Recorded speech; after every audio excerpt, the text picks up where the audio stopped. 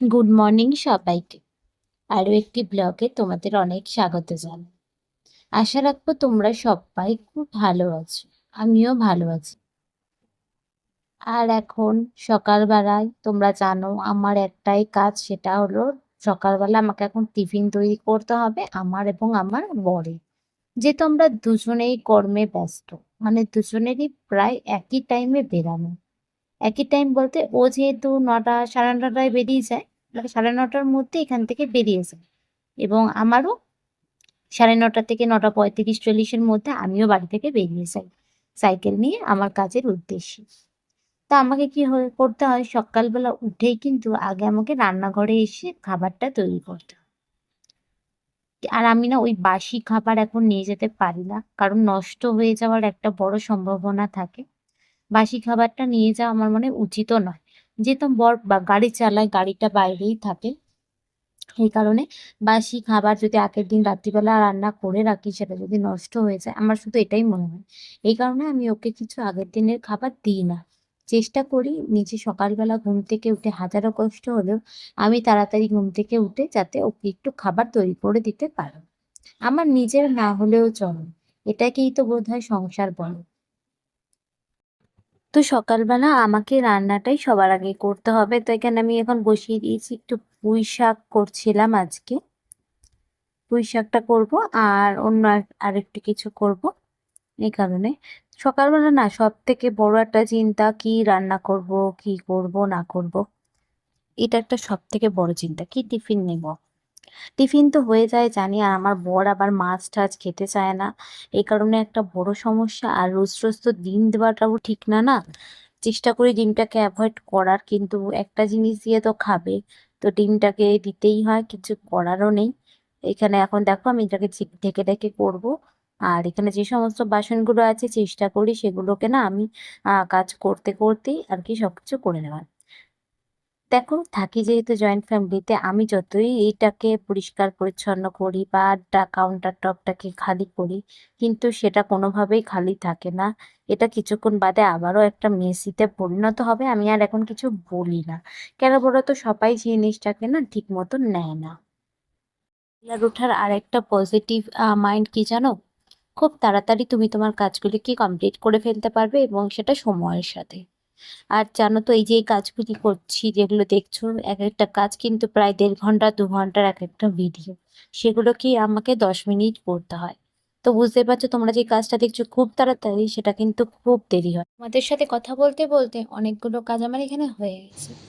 তো দেখো এখন চলে এসেছি, ওদিকে রান্না হচ্ছে, আমি এখানে চলে এসেছি। এখন ঘর তোর করে ঝাড় দেবো। আমি চেষ্টা করি কি তোমাদের দাদা ভাই বেরানোর আগে যাতে এই কাজগুলো আমি করে ফেলতে পারি, মানে ঘর ঝাড় দেওয়া, ঘর মোছা, এই কাজগুলি।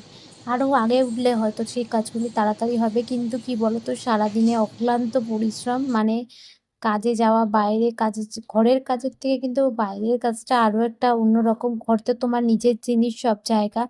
আর যারা বাইরে কাজ করতে যাও, মানে কোনো অফিস করো, তারা কিন্তু বোঝো যে অফিস আর বাড়ির মধ্যে কতটা পার্থক্য হতে পারে। সেটা একই জায়গায় তোমাকে থাকতে হচ্ছে, কিন্তু তুমি তো আর বাড়ির মতন তোমার নিজের মতন করে সবকিছু পাবে না। অফিসে তোমার সেটা কারোর না কারোর ওপর, মানে তোমার ওপরে কেউ থাকবে, তোমার বস থাকবে, যাই হোক অনেকজনের সাথে তোমাকে সেটা শেয়ার করতে হবে।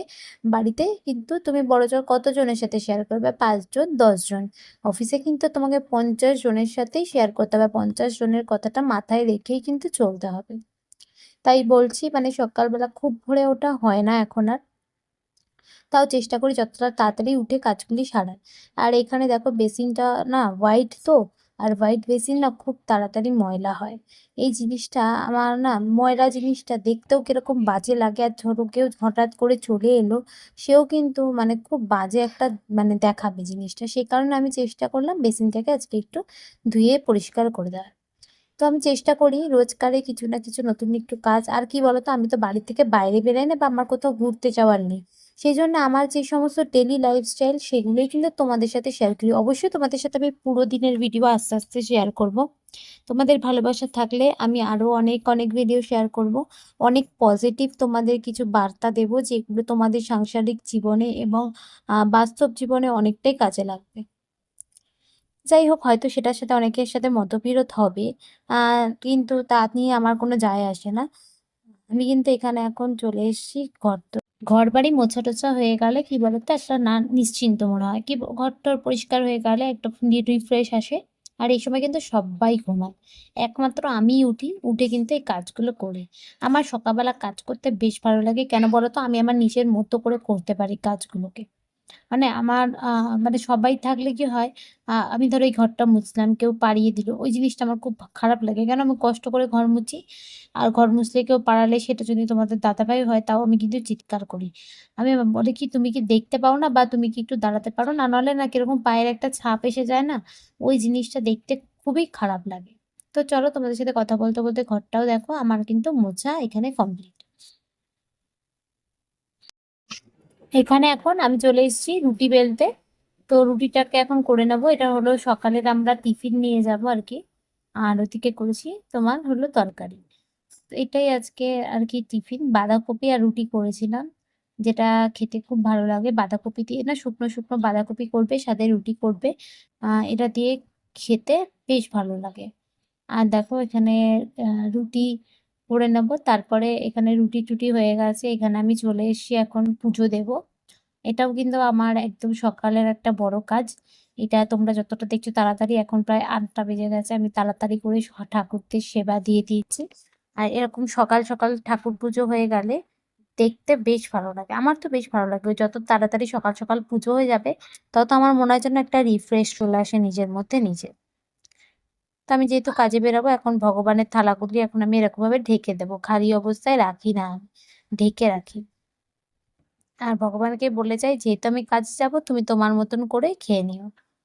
আর এখানে আমি যাব এখন হলো এগুলি সন্ধে দিতে। মানে সন্ধে দিতে বলতে তুলসী তলায় যাব।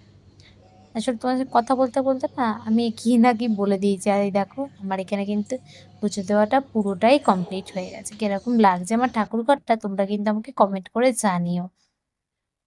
দেখো এবার এসছি পুজো টুজো দিয়ে, এখন তোমাদের দাদাভাই উঠেছে, বিছানা চাদর টাদরগুলো তুলবো। আর এটা তো আমাদের সারাদিনের পাতা চাদর থাকে। তো আজকে থেকে একটা কাজ করেছি, সারাদিনের পাতা চাদরটাকে তুলে দিয়েছি আর পার্মানেন্ট একটা চাদর না পেতে দিয়েছি। তাতে কি সুবিধা? তাতে সুবিধা হলো মানে সারাদিনের ওই একটা মানে সবাই বসে টসে সেই চাদরটায় আর ঘুমাতে হয় না। একটা নতুন চাদরে ঘুমালে বেশ ঘুমটাও ভালো হয়, আর মানে গায়ের মধ্যে ঘিন ঘিন করে না। দেখো আমি এখন বিছানার চাদর টাদর উপরে তুলে দিয়েছি, আর এই সাদা চাদরটা এখন পাতিয়া, সাদা চাদরটা না সারাদিন পাতলে আর এই চাদরটা জাপ থাকবে না। সেই কারণে এখানে চিকু ভাই উঠেছিল, আমি বললাম যে তুমি নেমে পড়ো, আমি এখন বিছানার চাদরটাকে পাতবো। ও নেমে গেল, কেননা বিছানাটাকে যতক্ষণ না পরিষ্কার করতে পারবো ততক্ষণ যেন মনে হবে ঘরটা আজংলা হয়ে রয়েছে। আসলে আমার কথাগুলি একটু অন্যরকম। তোমরা ভাবছো যে আমি এরকমভাবে কথা বলি কেন? আমি আসলে বাস্তবে যেরকম আমার রিয়েল লাইফটাকে আমি কিন্তু ব্লগের মাধ্যমে তুলে ধরেছি। তো রিয়েলে যেরকম আমি সেরকমই। আমার স্নান, পুজো, আচ্চা সব কিন্তু ৮টার মধ্যে সব কমপ্লিট। সাড়ে ৮টার মধ্যে তোমাদের দাদাভাই যেহেতু ৯টায় বেরিয়ে যাবে, সেই কারণে আমি চেষ্টা করি ৮টার মধ্যে সমস্তটা কমপ্লিট করে ফেলার। দেখো সাদা চাদরটা পেতে কিরকম লাগছে তোমরা কিন্তু আমাকে অবশ্যই কমেন্ট করে জানিও, ঠিক আছে? আমার এই সাদা চাদরটা কতটা সুন্দর, আর এই চাদরটা সত্যি আমার খুব প্রিয়। আমি আবারও উঠেছিল, আবার আমি নামিয়ে দিয়েছি ওকে। এখন আমি এই চাদরটা পেতে নেব। বিছানাটা এখানে সুন্দরভাবে এখন পেতে নিচ্ছি, আর এটাই পাতা থাকবে প্রত্যেকটা দিন। আর মানে এই চাদরের ওপরই সারাদিনের নামে এই চাদরটা পাতা থাকবে, আর রাত্রিবেলা শুধু শোয়ার জন্য সাদা চাদরটা। তো এইভাবেই এখন রাখবো। এখন সুন্দর করে বিছানাটাকে গুছিয়ে পরিপাটি করে তুলবো।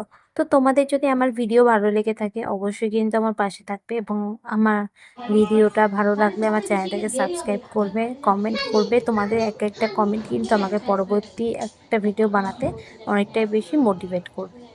তো দেখো এখানে আমাকে ও দিয়ে দিল, আর এখানে আমি সমস্ত বালিশ টালিশগুলো গুছিয়ে রাখছি, কারণ এটার পরে আমিও বেরিয়ে যাব, আমার বড় বেরিয়ে যাবে। তো বিছানাটাকে যদি না তুলে যাই তাহলে কিন্তু মেসি থাকবে, ঘরটাকে পুরো একদম অগোছালো মনে হবে। তো আজকের মতন ভিডিওটা এত পর্যন্ত। যদি কিছু ভালো লেগে থাকে অবশ্যই লাইক, কমেন্ট, শেয়ার এবং আমার চ্যানেলটাকে অবশ্যই কিন্তু সাবস্ক্রাইব করবে। তো কীরকম লাগলো অবশ্যই কিন্তু কমেন্ট করে জানাও। Bye bye.